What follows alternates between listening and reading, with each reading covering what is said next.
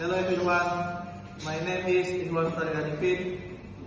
I will make video about tool used in mechanical engineering. This is screwdriver. I use screwdriver for tightening screw. And this is plier. I use plier for clamping material. Then this is wrench combination. I use wrench combination for tightening knot. This is vice. I use vice for clamping workpiece. This is drill machine.